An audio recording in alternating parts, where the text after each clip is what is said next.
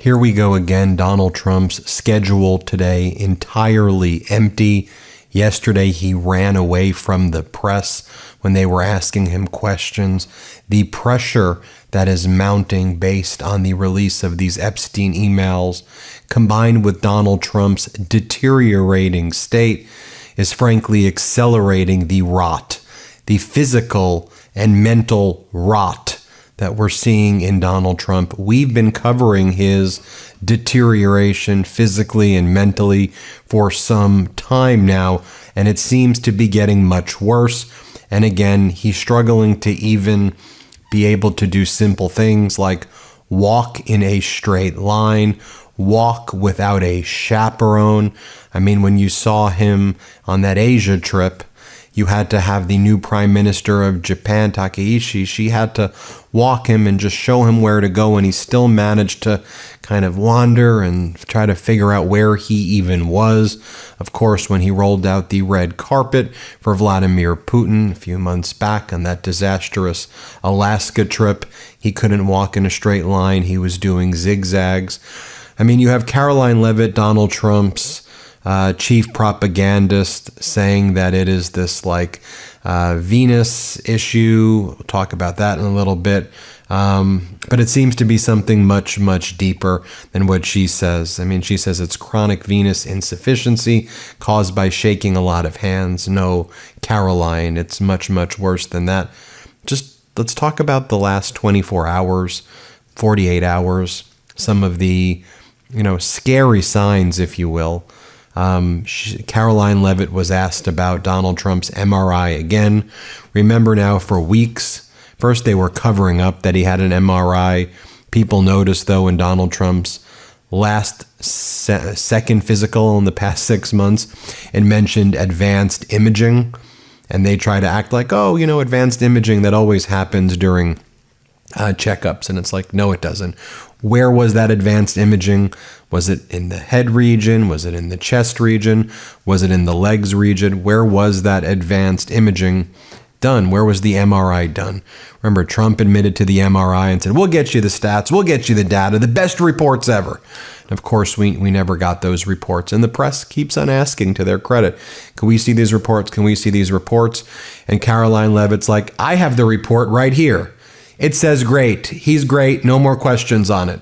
So this is what she said 2 days ago. Let's play this clip. You recently said you'd check with President Trump about why he needs to get an MRI on his recent trip to Walter Reed. Do you have any more detail on that? I do, and I'm glad you asked.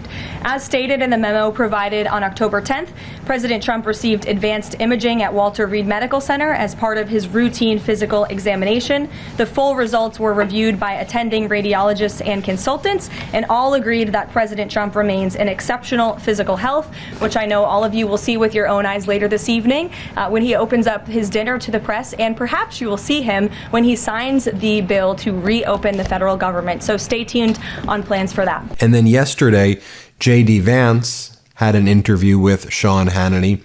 And this is a line we've been hearing J.D. Vance talk about now during multiple interviews. And especially as we see Trump's health deteriorating, and J.D. Vance seems to almost enjoy saying this. Like, take a look. Also, weird haircut by J.D. Vance here, but he seems to almost enjoy saying it right here, where he goes, look, I serve under Donald Trump. I can see how healthy he is. But if tragedy were to strike, I'm the man for the job. I'm ready if tragedy hits. He lies about everything. So just a weird thing to say. I'm here when we know that the vice president is next in line, but just strange that he keeps talking about when tragedy hits. Here, play this clip right here. You seem to go with the flow pretty well. Do you have quiet moments? You think about that? Yeah, honestly, Sean, I try not to. I mean, one, I serve under Donald Trump, who is very healthy. He casts a pretty big shadow. He casts a big shadow, but if I served under Joe Biden, I'd probably be worried every minute of every day that he was going to croak and that I'd have to become president. But because I serve a president... You have a bat phone. Okay, exactly. Did it just happen? I'd never be able to sleep. I'd always have my cell phone as loud as possible. But no, the president, one, he's got a lot of energy. He's extremely healthy. So I don't think about that. Obviously, that's part of the job, is you've got to be ready if tragedy strikes. And just so you can see that this is something he's saying quite frequently, Here's where he previously said, this was about a month ago, where he says, I feel confident he's in good shape, but if God forbid a terrible thing happens to him and a tragedy strikes, I'm ready to go. And again, he says this over and over again. Here, play this clip. And why should Americans trust you to lead the country? Well, I've gotten a lot of good on-the-job training over the last 200 days, but also say that the president is in incredibly good health. He's got incredible energy. And while most of the people who work around the president of the United States are younger than he is, I think that we find that he actually is the last person who goes to sleep. He's the last person making phone calls at night, and he's the first person who wakes up and the first person making phone calls in the morning. So yes, things can always happen. Yes, terrible tragedies happen, but I feel very confident the President of the United States is in good shape, is going to serve out the remainder of his term and do great things for the American people. And if, God forbid, there's a terrible tragedy, I can't think of better on-the-job training than what I've gotten over the last 200 days. All right, so you have California Governor Gavin Newsom pointing out that Donald Trump is not in good shape. I mean, well, they said on his medical report back in April that he weighed like 222 pounds. The guy weighs over 300 pounds, in my opinion. Let's just face it. They also said that his health is evidenced by winning golf tournaments. That's like the stupidest thing I've ever read on a medical report. He's really healthy, as evidenced by golf tournament wins. And we also know he cheats when he plays golf. But why would that even be on a report? But you realize that when he had that disastrous interview with Fox, with Laura Ingraham, where he started saying, you know, we need 600, very specific on the number, 600,000 Chinese students are needed in our university because they're smarter than American students. Like, you know that, like, that's what Xi Jinping, like, demanded of him, right? And Donald Trump is, like, parroting what Xi Jinping said when they met in South Korea. In my opinion, that's what went down. And then Xi Jinping still not releasing the export controls, and China's not buying the soybeans as they promised. Regardless, it would be less soybeans purchased than under former President Biden by significant amounts, but I'll save that for other videos. But let's just talk about Donald Trump's, like what he's doing now that he's back here in that Laura Ingraham interview. So, you know, he talked about the 600,000 Chinese students, and then he talked that are better than American students. Then he said that foreign workers, we need H-1B visas because American workers aren't as smart as foreign workers. So then Laura Ingraham's just like, let's do something else. What do you want to do, Donald? And he's like, you want to see the White House? And then, I mean, it was truly demented, like what we were then observing. Like, he was taking her on a trip, Laura Ingraham, around the White House, and he's like, do you see this over here? Look, that's where the Rose Garden used to be. Do you see how beautiful it looks? And it just looks like ugly. But just like watch how like demented he is when he's saying this. Here, play this clip. Look at the scene over here, fellas. Look, how beautiful is that? Come on over here, take a look. This is the new Rose Garden. And now you can have news, that's the same stone as the White House. So now you can have news conferences, you can, you know, nobody could stand in the mud. And then Laura Ingraham, I don't mean to, I want to be sensitive on how I say this. You know, it almost looks like she's speaking to someone in hospice care, or like someone at a assisted living facility. And so she's there with him. And if you've ever volunteered at an assisted living facility, and you've been there or you've spoken there, you know, and I've done that before, and you're being helpful and kind, of course. I'm not suggesting Laura Ingraham is kind in any way, so let me be very clear. But you'll see here, she's like, wow, so where did you learn these skills to do all of this building, Donald? And he's like, as a little boy, I would sit there and I would build things with my daddy. What? Here, play this clip. And the Marble Man said, I said, do you think you could book match your event? He said, yeah, look at the other one over there, book match. But look at the quality of that job. Where do you think you developed the attention to architectural detail? Like, at what age did you start realizing that's what you could do? Yeah, I was involved with my father in building and all this stuff, and my father was a builder. So as a little boy, I'd be sitting there playing with blocks, I guess, and my father would be on the phone, you know, and I'd be listening, I guess. And, you know, you listen. I had a father who was very good at building. He was very good at building things, and so am I. I build better than anybody else. Nobody can build like me. And then he goes on, and he's like, I built many ballrooms. That's my greatest strength. I might as well do this. Play this clip. Why was But I'll show you something. This is the equivalent of what I do with the ballroom. I built many ballrooms and many buildings, and that's my greatest strength, actually. I might as well do this. So this room was in terrible shape. This was done by Jackie Kennedy. Jackie Kennedy Onassis, then Jackie Kennedy, I hope. And she took this area, it's called the Palm Court, and here we had one by one little tiles that were all broken, cheap, out of a box. The walls weren't good. We took it, I restored it. I put in new chandeliers. They had lanterns that were terrible. I remember this room. Yeah, it was a nothing room. Yeah. It was an embarrassment. There was a seat, a bench right underneath there. Yeah. To come to the Oval Office, you had to go through this room. It was an embarrassment, okay? Now, much has been discussed about Donald Trump's interview with Laura Ingraham. I mean, he obviously lies and says that costs are low and he's defeated inflation, and he said all these other horrific things. But I mean, what I just showed you there, he says, I've built many ballrooms and that's my greatest strength. As a ballroom builder? I mean, what are we talking about here, folks? He's saying he's a great ballroom builder? He's a great ballroom builder? What the hell is going on here? And then Laura Ingraham's like, oh, do you like to DJ? Do you like to be a DJ and play music out here? Remember the assisted living facility example? And then he's like, they're in the bushes. The speakers are in the bushes. Play this clip. Where are your speakers? Because I heard this. All here. They're in the bushes? They're all here. When did you decide you were a frustrated DJ? How long ago was that? I don't do that much, but I think having good sound is important because we do now news conferences on this space.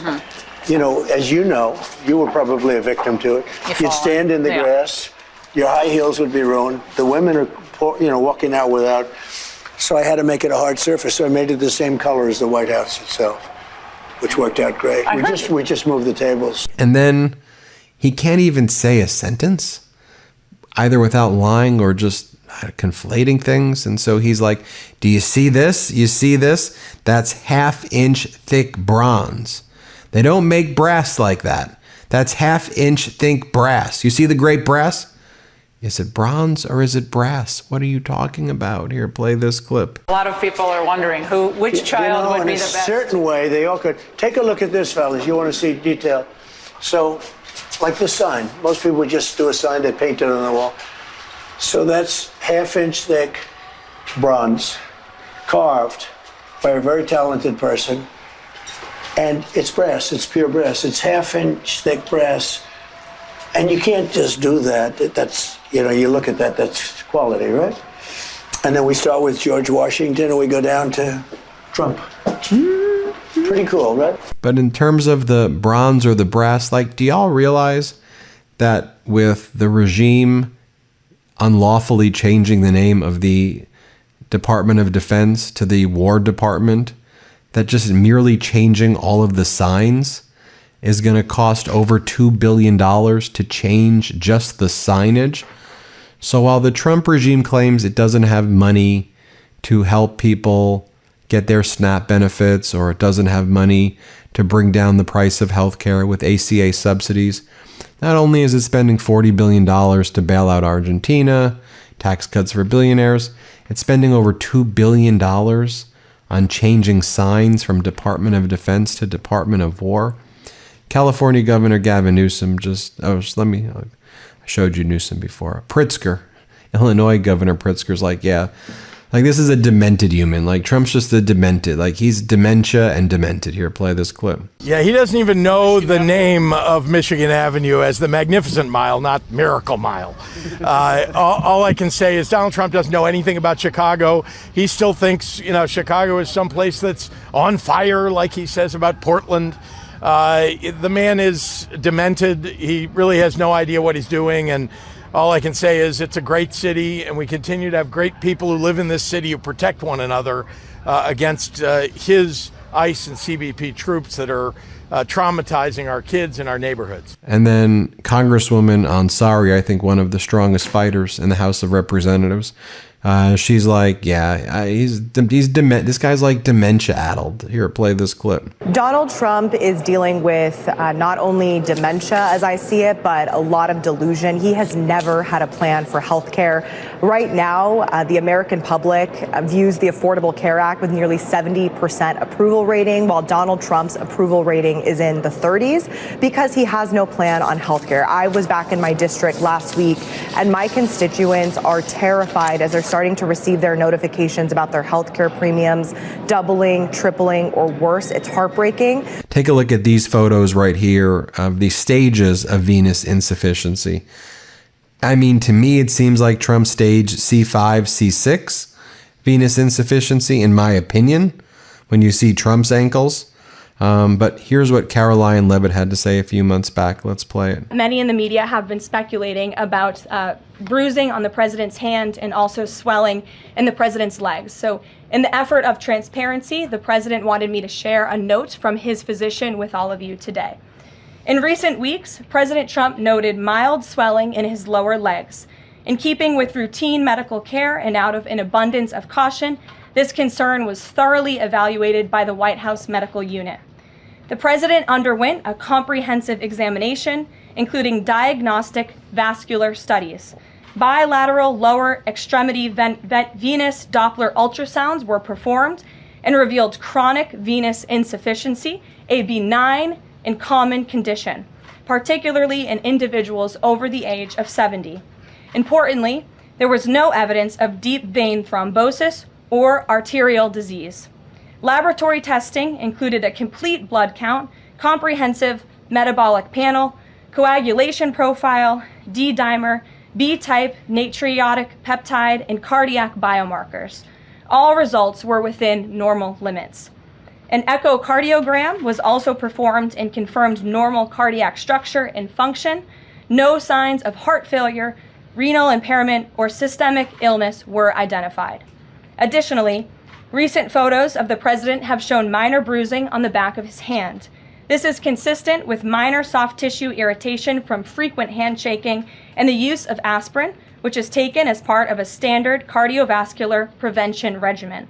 This is a well-known and benign side effect of aspirin therapy.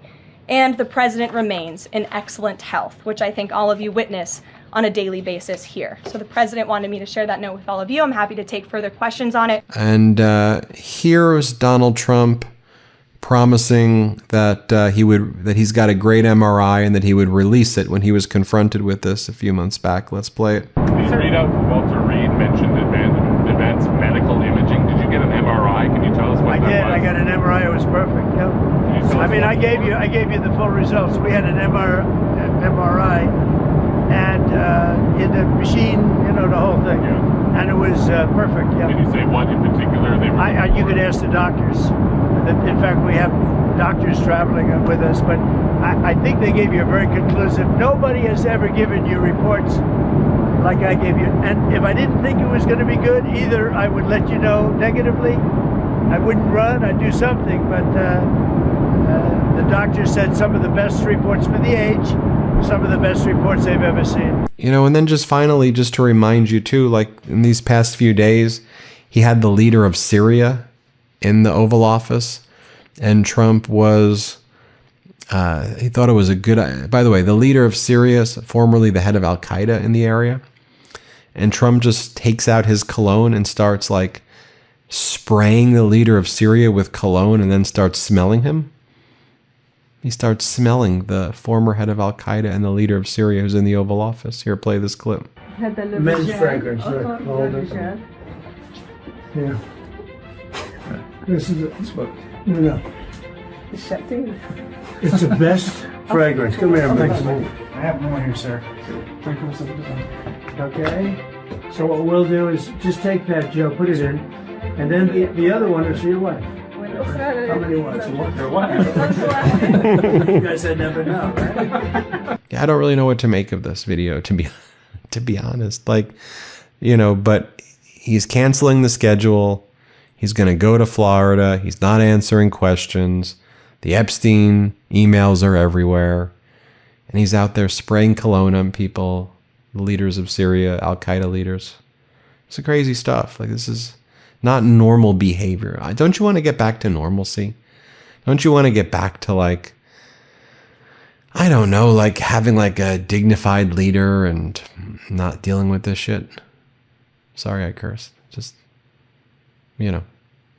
subscribe. Let's get to 6 million subscribers. Thanks for watching. Thanks for watching. Be sure to add the MeidasTouch podcast on Apple Podcasts, Spotify, or wherever you get your podcasts for new updates every single day.